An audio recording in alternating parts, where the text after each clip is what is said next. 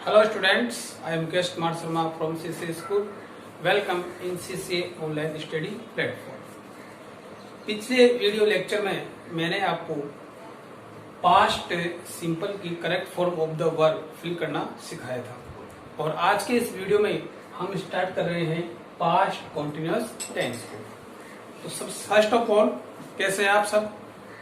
I hope आप सभी online classes का एंजॉय कर रहे होंगे और सीरियसली उनकी स्टडी कर रहे होंगे और जितने भी वीडियो लेक्चर्स इंग्लिश के होंगे आप उनको सीरियसली लें और उनको अच्छे से लर्न करें।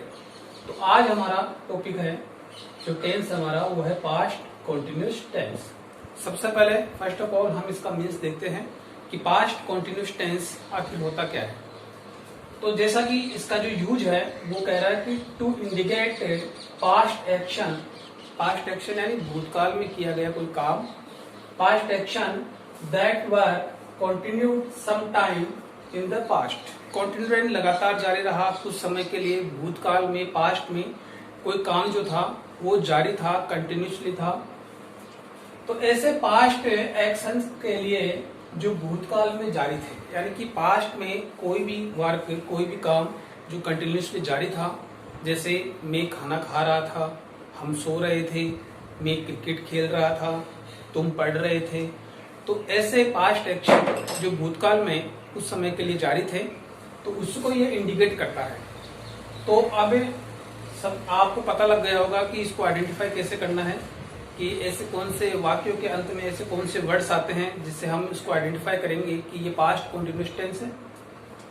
तो देखिए, आइडेंटिफाई करने के लिए वाक्यों के अंत में रहा था, रही थी, रहे थे आदि वर्ड्स आते हैं। जैसे मैं खाना खा रहा था, मैं पढ़ रहा था, तुम खेल रहे थे। तो पास्ट में कोई एक्शन जो था वो कंटिन्यूअसली जारी था। तो इसको हम इन वर्ड्स से आइडेंटिफाई करेंगे इस टेंस को। आज का रूल क्या कहता है? थर्ड पर्सन सिंगुलर के साथ, जो भी हमारे थर्ड पर्सन सिंगुलर है उन सभी के साथ आपको हेल्पिंग वर्ब वाज लगानी है। क्या लगानी है? वाज लगानी है, प्लस मेन वर्ब की फर्स्ट फॉर्म में आपको आईएनजी का यूज करना है। थर्ड पर्सन सिंगुलर के अलावा जितने भी सब्जेक्ट्स हैं, अदर सब्जेक्ट्स के साथ आप हेल्पिंग वर्ब क्या लगाएंगे? वर्ब, और वही मेन वर्ब की फर्स्ट फॉर्म में आपको क्या जोड़ना है? आईएनजी। तो थर्ड पर्सन सिंगुलर के साथ आप हेल्पिंग वर्ब वाज लगाएं और मेन वर्ब की फर्स्ट फॉर्म में आईएनजी जोड़ें। अदर सब्जेक्ट्स के साथ यानी थर्ड पर्सन सिंगुलर के अलावा जितने भी सब्जेक्ट बच गए हैं उन सभी के साथ आपको हेल्पिंग वर्ब लगाना है और वही मेन वर्ब की फर्स्ट फॉर्म में आईएनजी आपको जोड़ना है। तो इसका जो स्ट्रक्चर बनेगा वो क्या बनेगा? Subject plus was verb plus main verb की first form plus ING plus object. इस स्ट्रक्चर से हम पास्ट कॉन्टिन्यूअस के एफर्मेटिव सेंटेंसेस बनाएंगे। फर्स्ट एग्जांपल, वह एक कहानी लिख रहा था। पास्ट में वह एक कहानी लिख रहा था, भूतकाल में उसका कार्य जो था, उसका जो वर्ब था वो कंटिन्यूअसली था। तो आइडेंटिफाई कर रहे हैं रहा था, रही थी। अब आप बताइए प्रेजेंट कॉन्टिन्यूअस में क्या आया था? रहा है, रही है, यानी प्रेजेंट में कोई जो वर्ब था वो कंटिन्यूअसली था, वर्तमान समय में काम चल रहा था। और इसमें पास्ट में जो काम था वो चल रहा है। वह एक कहानी लिख रहा था, तो इसको हम सेंटेंस में अफर्मेटिव सेंटेंस है, इसको इस स्ट्रक्चर से हम बनाएंगे।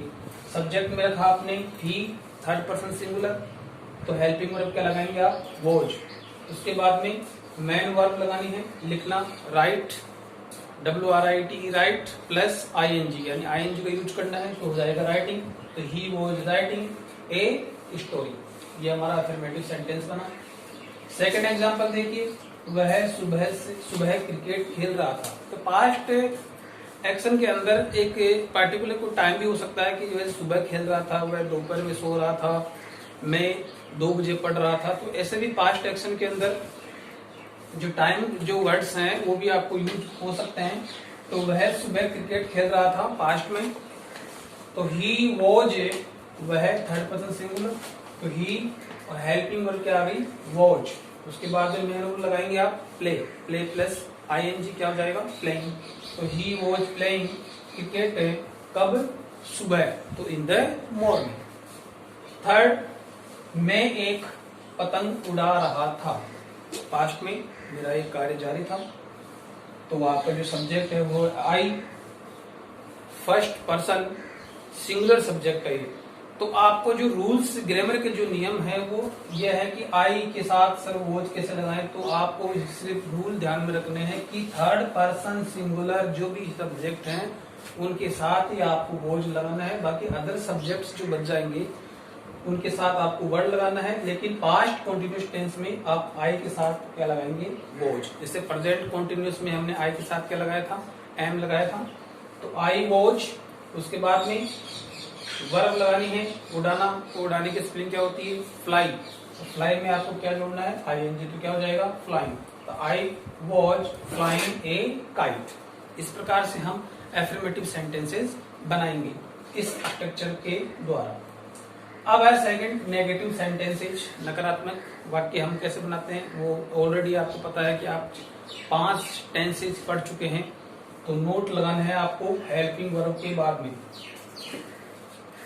तो subject plus was verb plus यहाँ पे नोट मेंशन करें आप।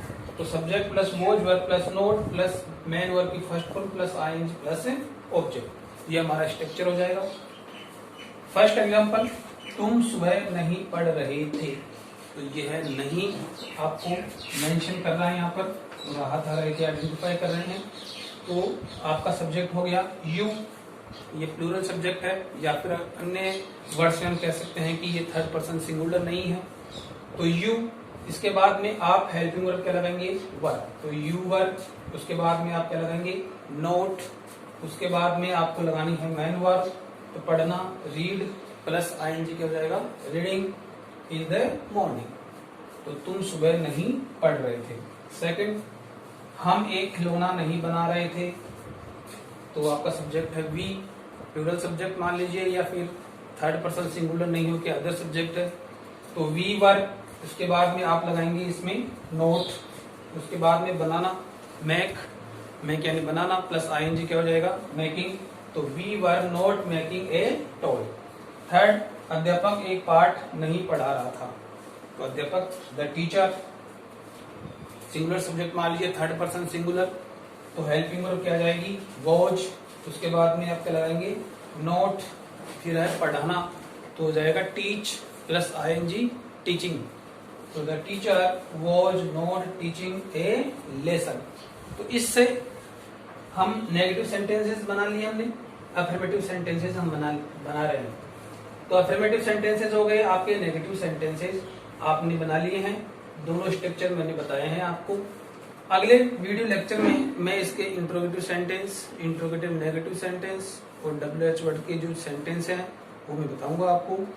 आज मैंने इतना ही बताया क्योंकि आप अगले जो टेस्ट होगा उसके अंदर जितनी भी फिलिंग द ब्लैंक्स के correct form of the verb की जितने भी सेंटेंसेस हैं वो आपको अच्छे से लर्न करने हैं, क्योंकि पेपर थोड़ा बड़ा दूंगा प्रोग्राम में, जिससे और ट्रांसलेट भी आपको दूंगा, हिंदी से इंग्लिश बनाना और इंग्लिश से हिंदी बनाना।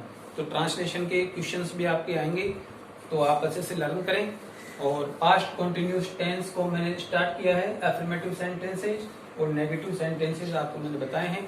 अगले वीडियो लेक्चर में हम इसके जो 3 स्ट्रक्चर और बच गए हैं उनके बारे में डिस्कस करेंगे। आज के लिए इतना ही, थैंक यू।